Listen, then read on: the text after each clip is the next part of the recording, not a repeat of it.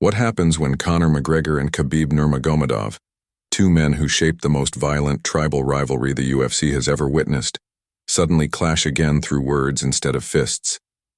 What happens when a feud the world believed was dead wakes up breathing like a forgotten beast? Is destiny dragging them back toward each other? Or was this rivalry never truly buried, only waiting for the right moment to open its eyes again? I will answer that clearly at the end. But to earn the answer, you must walk through everything: the shifting division, the characters, the psychology, the pride, the wounds, the shadow of UFC 229, because history doesn't return without reason. Right now, the MMA world is unstable. Lightweight is shaking like the ground before an eruption.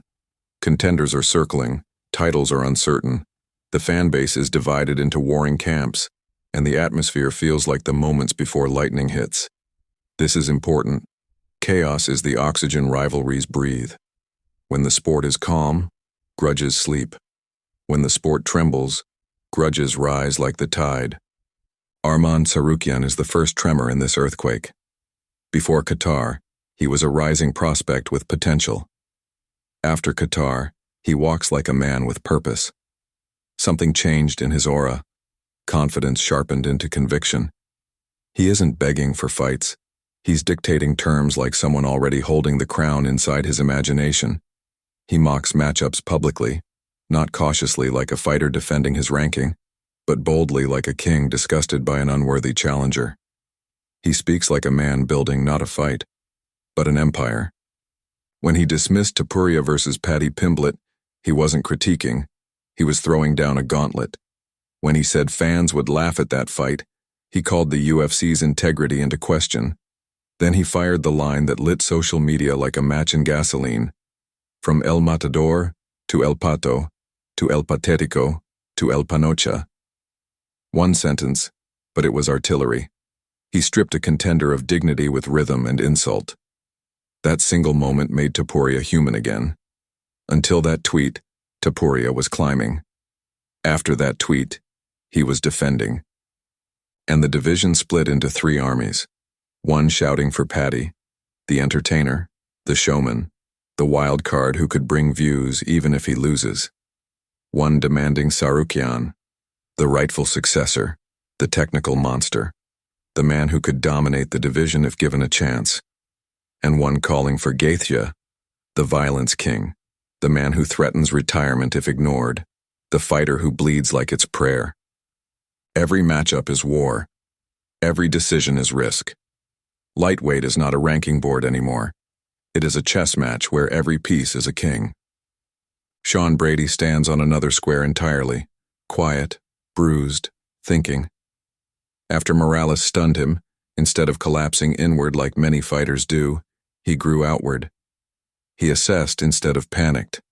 He admitted what many never do, that perhaps welterweight is no longer where his destiny lies. He considers lightweight not because he's defeated, but because he's evolving. A dangerous mindset. In lightweight, he would be smaller, but quicker. Strong, but at risk. Weight cuts do not ask politely. They take, they drain, they punish. A fighter switching divisions is not performing strategy. They are performing alchemy, turning their body into something new, maybe gold, maybe ash. Zach Pauga argues weight cutting never solves the problem, that fighters run downward when they should run forward, a powerful perspective. But Brady believes transformation lies not in staying heavy but in becoming sharper. Fighters are scientists of their own flesh, and sometimes experiments lead to miracles. Sometimes they explode. Brady stands before that experiment, scalpel in hand. Meanwhile, the UFC machine keeps turning with the inevitability of weather. Peter Yan cuts weight like he is carving anger into muscle. Cortez Acosta pushes toward an absurd 6th fight in 1 year. Allen and Silva hover like ghosts over UFC 324. Bisping inks 4 more years like a monolith planted beside commentary forever. The sport moves even when there are no fights. Because fighting is not an event. It is a river, always flowing, always hungry. Then McGregor speaks, and the river stops. Khabib launches a cultural NFT project, 29,000 papakhas, $4.35 million generated. A tribute to Dagestan, a tribute to Abdul Manap, a legacy piece. Fans celebrate. Media nods. The moment looks pure. Then McGregor slices into it with a blade dipped in venom. He does not criticize quality. He does not question tech. He goes for the artery, honor. He calls it a scam. He says culture was monetized. He claims legacy was used like currency. Then fires the line none of us will ever forget. Father's plan has now become father's scam. That was not trash talk. That was spiritual warfare. That was blood for blood. Khabib does not laugh. He does not shrug. He responds immediately with the force of a man guarding ancestral ground. You absolute liar. Simple, cold, sharp. He reposts the NFT offer like a banner in the wind, unbroken, unshaken, unbent. He does not defend money. He defends memory. Because here's the part the world forgets. McGregor versus Khabib was not built on promotion. It was built on identity. One carries chaos like wildfire. One carries discipline like steel. When McGregor speaks, he burns. When Khabib replies, he roots himself like stone. Fire and stone. Neither yields permanently. Now we expand deeper into the psychology of why this rivalry lives.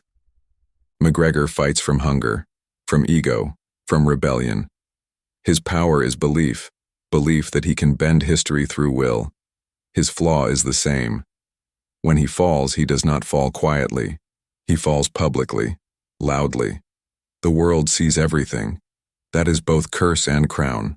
Khabib fights from restraint, from devotion, from bloodlines older than the Octagon. His power is clarity, the knowledge that discipline wins wars.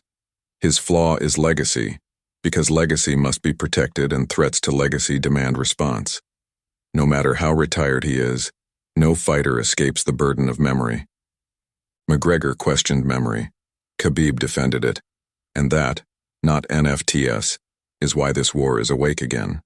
Now imagine them back in a press conference. Older, more composed, more aware, but not softer. Sharpened by time instead of dulled by it. The room would vibrate. Ireland would ignite. Dagestan would roar. One microphone, two histories. The world would freeze to listen. If Khabib returns and wins, he becomes myth, untouchable forever. If Conor returns and wins, he rewrites destiny, resurrects identity, rewrites a story we believed was carved in stone. The risk is existential. The reward is immortality. And this is your answer. Why is this happening again? Because McGregor versus Khabib is not rivalry. It is gravity. They orbit each other like twin stars trapped in mutual pull, even in darkness, even in silence. This story did not end. It paused like a heartbeat waiting for trigger. Lightweight chaos is the trigger, and history is awake again. If you want the full saga, bus attack, UFC 229, the cage jump, the phone call wars, the political tension, the post-retirement shadowboxing, ask. I will build you the full story beginning to end with every flame documented. You are watching Starscope Daily, where MMA is not reported like news, but narrated like war. Subscribe. Turn notifications on. Because fights are not just punches, they're stories. And MMA never sleeps, and neither do we.